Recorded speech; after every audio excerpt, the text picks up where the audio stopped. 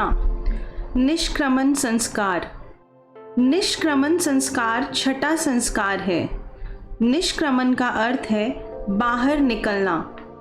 अब तक बच्चा घर की चार दीवारी में बंद था, परंतु घर के बंद वातावरण में ही उसे नहीं पड़े रहना है, उससे बाहर निकलना है।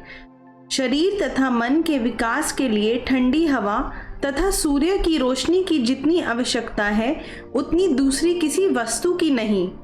इसी उद्देश्य को सम्मुख रखकर बच्चे के लिए एक धार्मिक संस्कार का विधान कर दिया गया है, ताकि वह ठंडी ताज़ी हवा तथा सूर्य की प्राणप्रद किरणों का सेवन कर सके।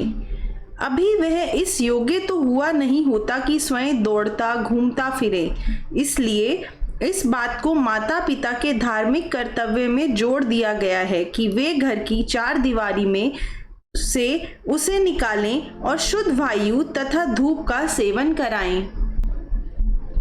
निष्क्रमण संस्कार का समय।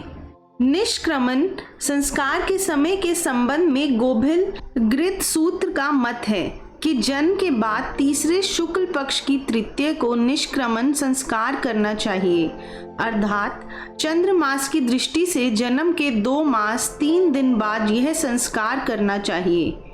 पारस्कर गृत सूत्र के मत के अनुसार जन्म के चौथे महीने में यह संस्कार होना चाहिए। इन दोनों में कोई मूलगत भेद नहीं है।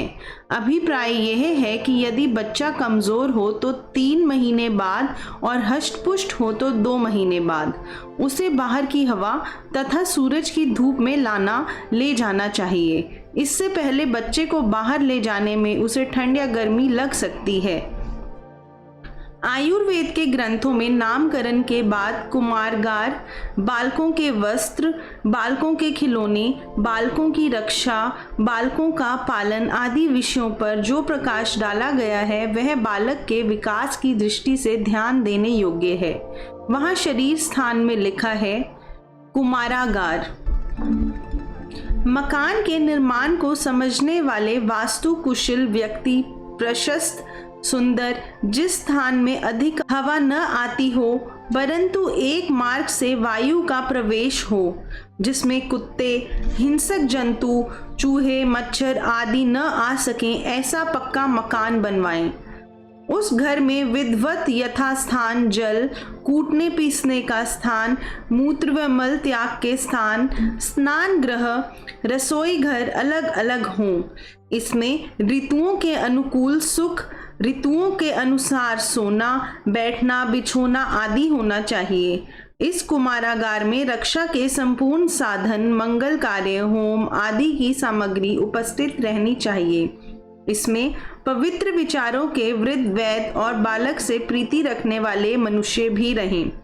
यह है कुमारागार, अर्थात बालक का घर और उसमें होने वाला प्रबंध, जिसमें बालक का लालन पालन होना चाहिए।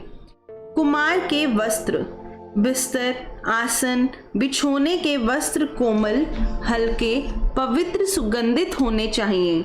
पसीना, मल, मूत्र एवं जूं आदि से दूषित हुए कपड़े हटा देने चाहिए। नए बरतने चाहिए। यदि नए न हो तो इन्हीं वस्त्रों को अच्छी तरह धोकर गूगल, सरसों, हींग, वच, चोरक आदि का धुआं देकर साफ करके सुखाकर काम में ला सकते हैं। कुमार के खिलौने। बच्चों के खिलौने विचित्र प्रकार के बजने वाले, देखने में सुंदर, हल्के, आगे से कुंठित, मुख में न आने वाले, प्राण हरण न करने वाले हों।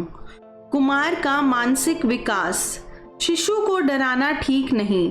किसी भी कारण से वह रोने लगे, खाना न खाए, दूसरी तरफ ध्यान दे तो उसे डराने के लिए राक्षस, पिशाच, पूतना आदि का नाम नहीं लेना चाहिए।